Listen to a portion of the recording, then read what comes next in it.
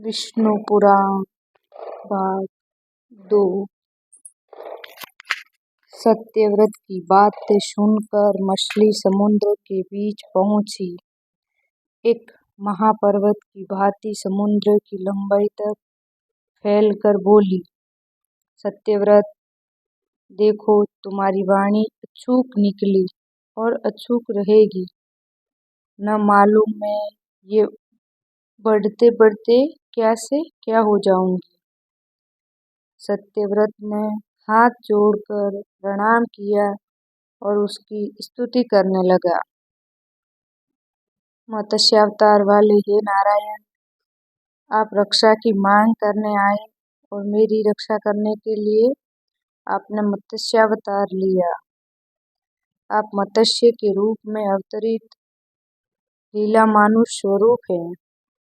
आपकी लीलाओं को समझने की ताकत मेरे अंदर कहाँ है। इसके जवाब में मत्स्यावतार में रहने वाले विष्णु ने कहा, हे राजन, 7 दिनों के अंदर कल्पांत होने वाला है।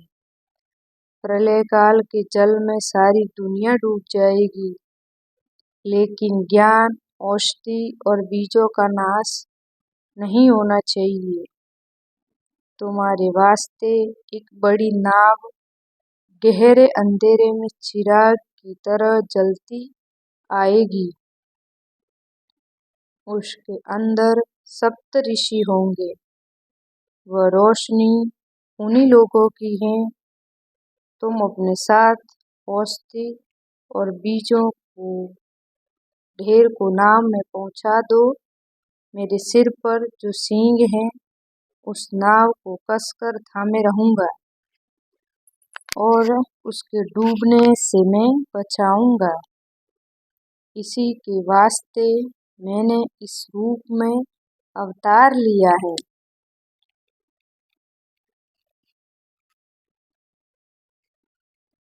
इस वक्त ब्रह्मा निद्रा में निमग्न है। उसके जागने तक ये नाव ध्रुव नक्षत्र को दिशा सूचक बनाकर यात्रा करेगी। अगले कल्प में तुम व्यवस्थक के नाम से मनुष्य बनोगे। सत्यव्रत ने विष्णु की आज्ञा को शिरोधार्य कर नतमस्तक हो उन्हें प्रणाम किया। मत्स्यावतार अपने 4 पंखों को फड़फड़ाते ऊंची लहरों को चीरते हुए समुद्र के अंदर चला गया।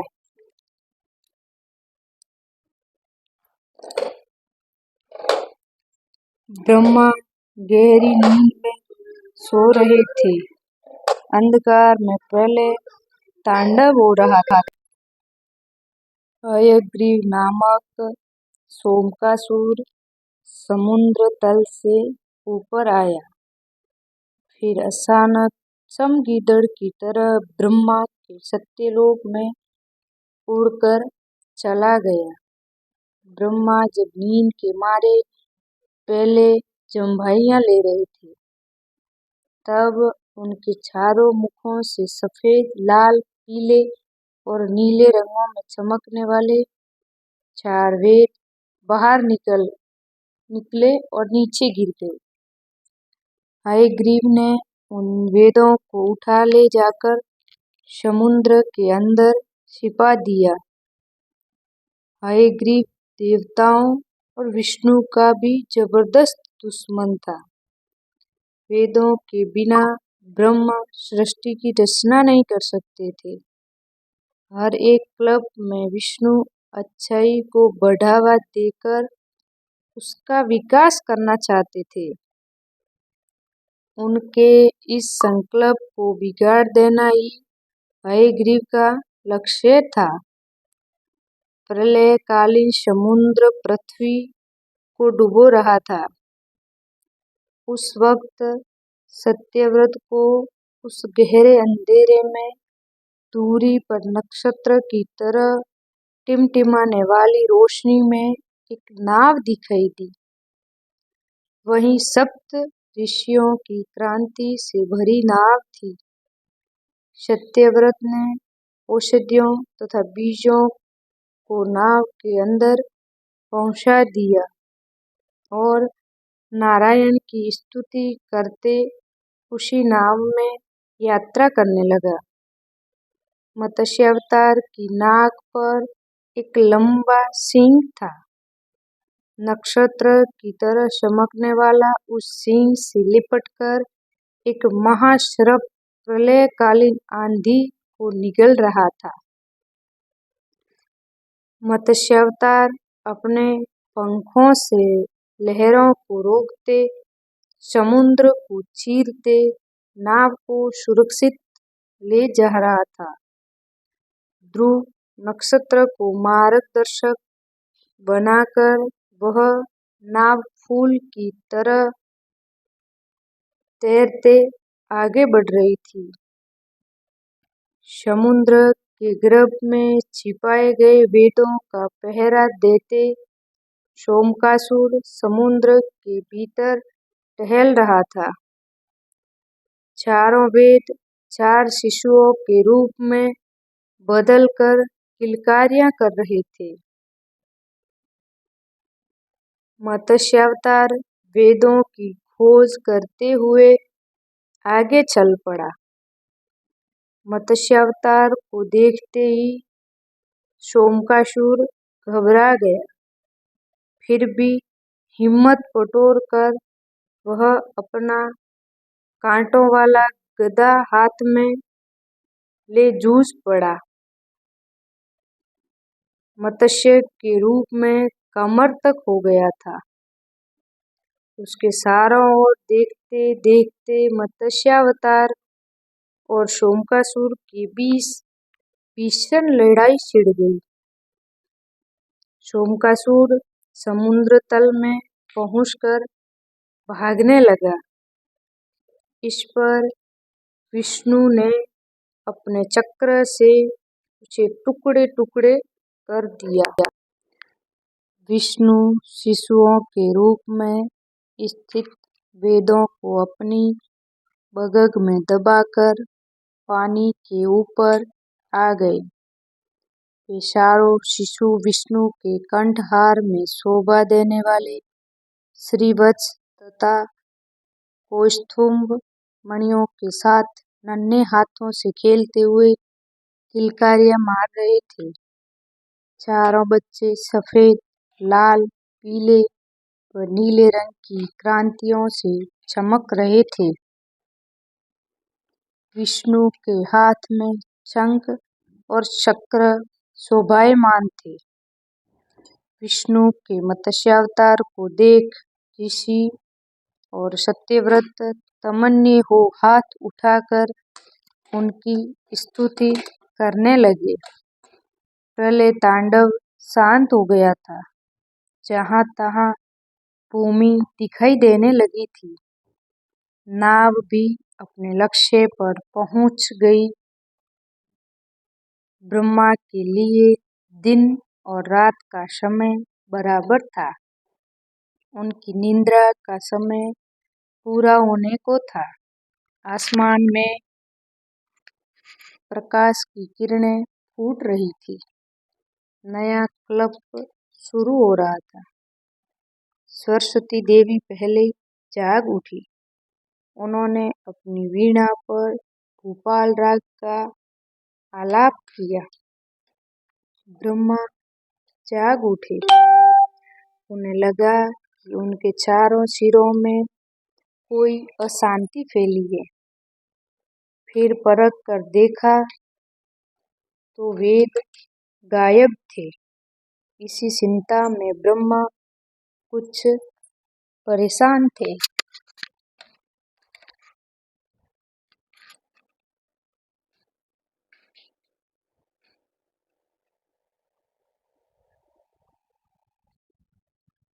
तभी विष्णु ने मत्स्यावतार में प्रत्यक्ष हो उनके हाथ में वेद सौंप दिए।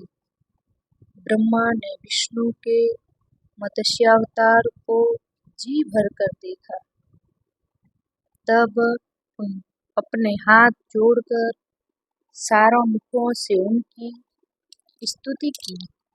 हे नारायण, जो व्यक्ति आपके मत्स्यावतार का ध्यान करता है उसकी सारी विपदाएं इस तरह हट जाएंगी जैसे प्रलय के रूप में उपस्थित सारी विपदाएं दूर हो जाती है और उनका ज्ञान रूपी अंधकार हट जाएगा। विष्णु के द्वारा मत्स्य अवतार लेने का कार्य सफल हो गया था, इसलिए वे अंतर्ध्यान होकर अपने निवास वैकुंठ में पहुंचे।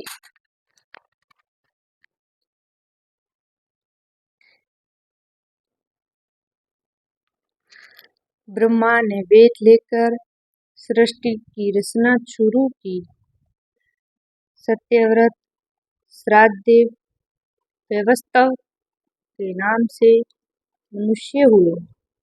सप्तऋषि आसमान में अपने अपने स्थानों में पहुंचकर सप्तऋषि मंडल के रूप में प्रकाशित होते हुए ध्रुव की प्रदक्षिणा करते घूमने लगे। ये सूत महर्षि ने कहानी सुनाई। इस पर मुनियों ने पूछा, सूत महर्षि, हम लोग ध्रुव की कहानी सुनना चाहते हैं। सूत मुनियों सुनने लगे। इस विशाल विश्व में सबसे ज्यादा ऊंचा स्थान ही ध्रुव मंडल है। वही विश्व स्वरूप विष्णु के सिर का स्थान है। ऐसा ऊंचा स्थान पाने वाले ध्रुव उत्तानपाद नामक एक राजा के पुत्र थे। ध्रुव की माता सुनीति राजा उत्तानपाद की ज्येष्ठ बड़ी पत्नी थी। सुरुचि छोटी रानी थी। राजा सुरुचि को ज्यादा प्यार करते थे। एक दिन राजा उत्तानपाद की छोटी रानी सुरुचि के पुत्र उत्तम को अपनी जांघ पर बिठाकर प्यार जता रहे थे। तभी वहां पर ध्रुव आ पहुंचा। उसके मन में भी अपने पिता की जांघ पर बैठने की इच्छा थी। वह बड़ी लालसा से अपने पिता की आंखों में देखता रहा। उस वक्त सुरुचि वहीं पर थी।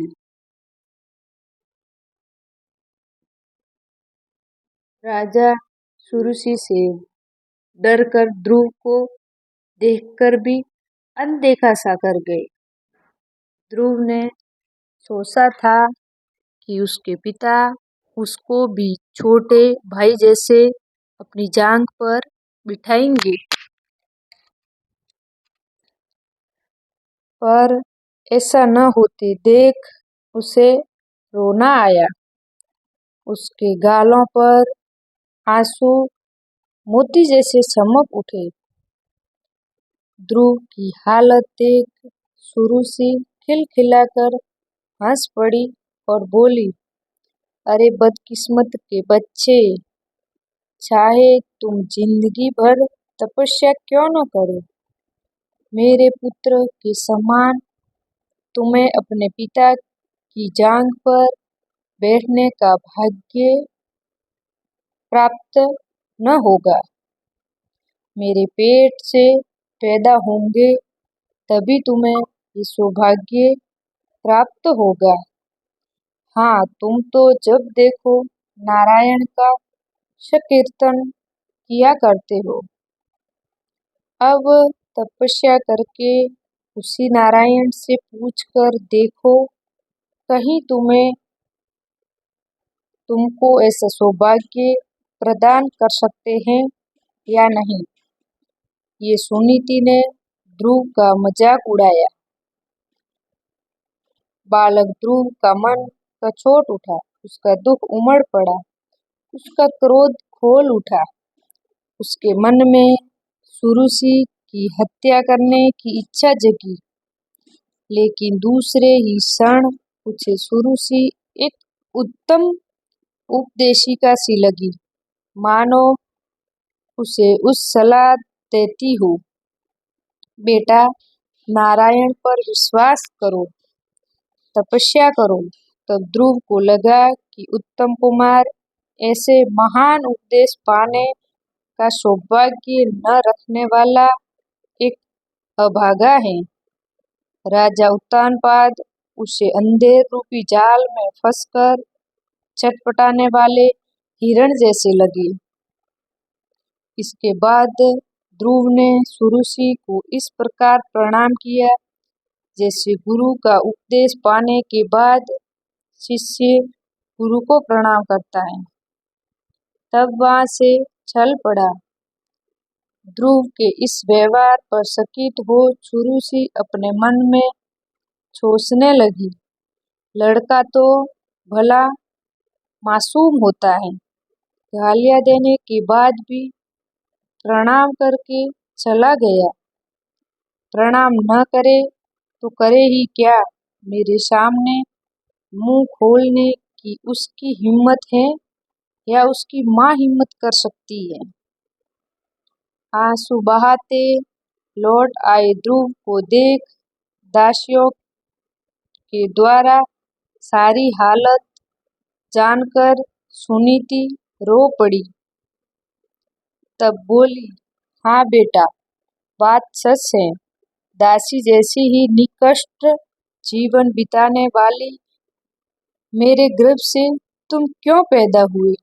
तुम्हारी मौसी की बातें सच है। तुम्हारे लिए और मेरे वास्ते भी उस नारायण को छोड़ कोई दूसरा सहारा नहीं है।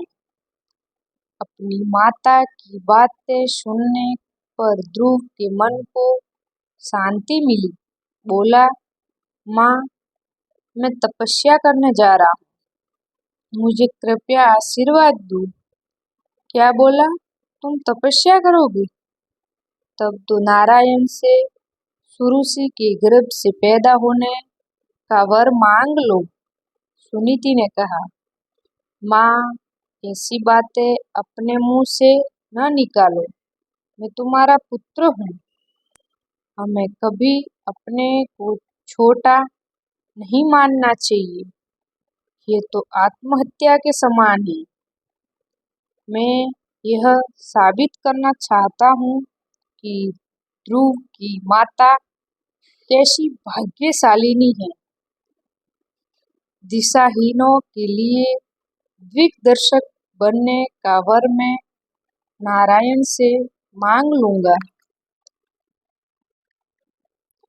ये कहकर ध्रुव उसी वक्त घर से चल पड़ा। रास्ते में नारद मुनि से बालक ध्रुव की मुलाकात हुई। नारद ने पूछा, हे ध्रुव कुमार, लगता है कि तुम खेलने के लिए चल पड़े हो। स्वामी, मैं तपस्या करने जा रहा हूँ, ध्रुव ने जवाब दिया। ओहो, तपस्या नामक भी कोई खेल है क्या? तब तो जाओ, खूब खेलो बेटा। नारद ने मजाक किया। मुनिवर, ये कोई खेल नहीं है, सचमुच मैं तपस्या करने के लिए ही जा रहा हूँ, ध्रुव ने स्पष्ट शब्दों में कहा। उफ, ये बात है, इस छोटी सी बात को लेकर तुम तपस्या करने के लिए जा रहे हो? मेरे साथ चलो, मैं दिखाऊंगा कि तुम्हारे पिता तुमको अपनी जांघ पर क्यों नहीं बिठाते। नारद ने कहा, स्वामी, मैं किसी की दया नहीं चाहता, सबसे उत्तम नारायण का अनुग्रह मुझे चाहिए। इसी वास्ते मैं तपस्या करने के लिए जंगल में जा रहा हूँ। ध्रुव ने कहा, तपस्या करना कोई हंसी खेल की बात नहीं है बेटा। जंगल में शेर, बाघ वगैरह खूंखार जानवर होते हैं। धूप, जाड़ा और बरसात का सामना करना पड़ता है। मेरी बात मानकर घर चलो, नारद ने ध्रुव को समझाया। मुनिवर, मैं क्षत्रिय हूँ, अपमान सहते हुए जिंदा नहीं रह सकता। क्या आप मुझे कायरता की दवाई पिलाने आए हैं? ध्रुव ने नारद मुनि से पूछा। बेटा ध्रुव, मैंने तुम्हारे दृढ़ निश्चय को जानने के लिए ही ये बातें कही हैं। एक जमाने में मैंने भी अनाथ बालक बनकर अपने ऊपर अनेकों अपमान और अत्याचारों का शिकार होकर अंत में तपस्या की थी। तुम मधुवन में जाकर ओम नमो नारायण का जाप करते हुए तपस्या करो। मैं तुमको आशीर्वाद देता हूँ। अपने कार्य में सफल होकर लौट आओ, नारद ने ध्रुव को समझाया। ये बातें सुनकर सूत मुनि के मुंह से निकला कि मुनियों ने पूछा, मुनींद्र, नारद ने अपमान और अत्याचारों का सामना कैसे किया? नारद का वृत्तांत सुनने का कौतूहल हमारे मन में पैदा हो रहा है।